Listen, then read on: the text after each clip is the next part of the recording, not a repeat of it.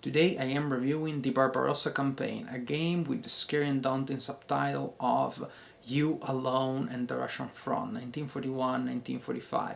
And you're like, whoa, just me and all those people? Yes, this is a solitaire game where you play the role of the Axis and the AI of the board plays the role of the Soviet Union. It is a game published by Victory Point Games, and as you can see, it is larger than the majority of Victory Point games. It is also more expensive, but there is more stuff in it, so it is just a larger investment. Today we're going to find out if the investment is worth your money, and also we're going to find out how they handle the challenge of such an ambitious game with such an ambitious topic. This is a general view of the game at start. Here you have the main map. As you can see, there are a lot of tables, a lot of things written all around, but it's good because then everything is at hand when you need it. Also, this is the initial setup with the German front ready to invade and the Soviet front ready to defend, but the Soviet front is really not very strong at the beginning. On top there you have several displays. You have the German economic display and the Soviet economic display where you keep track of economic factors, and in the middle you have another display where you place the deck of event cards that you will draw to generate the random events, and also you have the game turn track where also you have a reminder of the reinforcements that are entering the game and other events that will happen in certain phases of the game. An important concept in the game is initiative, which is a measure of the overall performance of the two armies. Initiative is based on a variety of factors, including economic factors, eliminated panzer units, number of cities that the player controls on the map, events determined by the cards. It's really several. So at the end of each turn, the player will have to go through all of these events, look at the map, and go through the displays, and add all the positive and subtract all the negative factors that will influence initiative until the player reaches a single number, and then it will move the initiative marker according to that number. As you can see, different areas of the initiative track are called differently, they have different colors, and they will determine different events. For example, when the Axis has the initiative, then you skip the Soviet initiative combat phase, so the German player will have to worry about one less combat coming from the Soviet player. The Soviet AI. If the initiative is contested, you conduct all combat phases, meaning the German player has all the phases, the regular ones, but also the Soviet AI has all the phases that are available in the game. If the initiative goes down more, and now the Soviet AI has the initiative, then you skip the Axis Blitz combat phase, meaning that the Soviet AI still has all the available combat phases available to the Soviet player, but the Axis player has one less, and actually is a particularly good one. So it's extremely important that the German player keeps the initiative for as long as possible, so there will be a lot of strategy put into doing precisely that, into meeting certain requirements so that the initiative remains high for as long as possible. In the game, there is an important difference between special units, which are units with a darker color, and line units, which have a lighter color. The special units are harder to come by. There are special rules about when they can be added to the game, but also, of course, they are much more powerful in combat. The line units are less powerful and they're completely interchangeable. You can just move them and switch them around. It does not matter. This makes sense when you understand how the fronts work here. Throughout the game, you will always have two uninterrupted fronts, the German front and the Soviet front, adjacent to one another, going uninterruptedly from north to south and extending for as much as it is needed to cover the distance between north and south. And you will always have only one line of German units and one line of Soviet units. So, for example, if this panzer unit attacks here and eliminates this Soviet infantry, then the panzer unit advances. Then, as you can see, now the Russian front is interrupted, so you will just add as many line units as necessary to rebuild a single uninterrupted front. Suppose that the panzer unit attacks again, and this unit here retreats, and the panzer unit advances again. Then in this case you again need to add more Soviet units here to rebuild the front, but as you can see you also need to add a German unit to fill that gap, and then you add a German line units. However, once you are adding German line units to preserve the fronts, you will add them to their spent side, just to indicate that in that turn they just spend all their actions, all their energy just getting there. They cannot attack, they cannot do anything else. Around the map you have several combat tables, and you will use some or all of these depending on the season of the year and the situation based on the initiative. The best combat table for you is going to be the Blitz combat table, which you can use only when weather and initiative allow you to. It is a great table not only because it is easy to get a successful result on this, but also because it has several columns that might allow you to execute several attacks with the same unit in the same turn.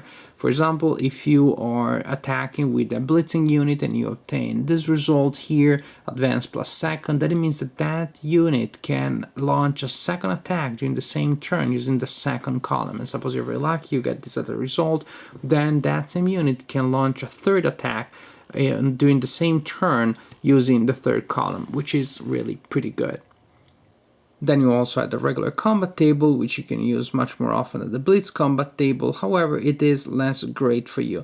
First, because it is harder when using this table to have a successful result, and second, because you only use one column. You never switch from column to get multiple attacks. When using the regular combat table, each unit attacks only once. And then, yes, once you're done attacking, the Soviet AI will counterattack using the Soviet counterattack table. For each attack, the column to be used is going to be determined by the number of Soviet units that are adjacent to the German unit that is being attacked. And then also you can have several column shifts based on several factors and circumstances. As you can see from the combat table, combat is resolved not by rolling dice, but by using chits. When you need to resolve combat, you will pull a chit from a cup, and then you will cross-reference the color of the chit that you pulled with the column that you're using, and you will have the result of that attack.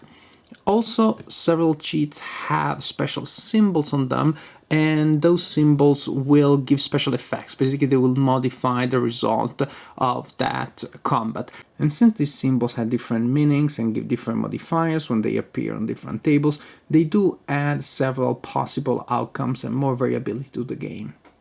The fact that this game uses chits instead of dice is not just a way for the designers to be cool and original at all costs. It does have important effects on the game. One such effect comes from the fact that the chits that will determine a successful attack when you're attacking, and those are the green and the blue ones, are the chits that will determine a failure when the Soviet AI is attacking you. And the yellow and the red chits that indicate that your attack is not successful, when pulled during the Soviet counterattack phase, indicate that the Soviet AI does counterattack successfully. So if during your combat phase you pull a lot of these chits, your attacks will be very successful. However, these other chits will still be in the cup, so when you're drawing later in the Soviet counterattack phase, then the Soviet AI is more likely to attack successfully and inflict you a lot of damage because these chits are more likely to come out. On the contrary, if during your attack phase you pull a lot of these, then your attacks will not have much effect. However, then these other chits are left in the cup, so then also the Soviet AI will be less successful when attacking you back. It is a very simple mechanism, but it's an interesting self-regulating system of cause and effect. Another effect that cheats have on the game comes to the fact that not all cheats are returned to the cup at the end of a turn.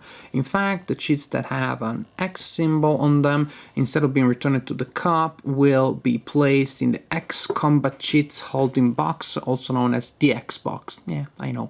As you can see, some of the cheats are the bad ones, but many are the good ones. So the effect that this has on the game is that as you're playing, the quality of the combat pool deteriorates fast, and it doesn't deteriorate in the same way in every game. Sometimes it will be faster, sometimes it will be all of a sudden. So there is variety and unpredictability there. You just know that overall, as the war progresses, it's going to be harder and harder for you to score hits against the enemy, and it's going to be easier and easier for the Soviet AI to counterattack, just because there will be less green chits and more red and yellow chits in the cup. I think this is an extremely fine and smart and effective way of simulating how the situation was deteriorating for the German army in the later phases of the Barbarossa campaign.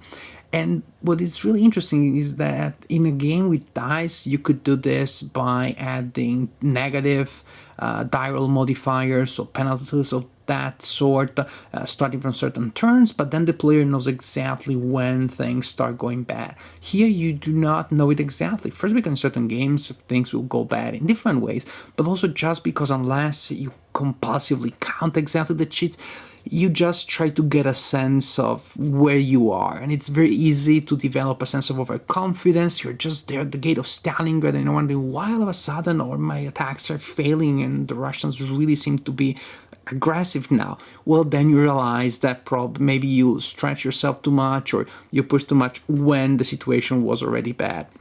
The game provides you with several paths to victory or to disgraceful defeat. If at the end of a turn you control Leningrad, Stalingrad, and Moscow, then you immediately win the game. If at the end of a turn the Soviet AI controls Berlin, well, you guessed it, you have lost.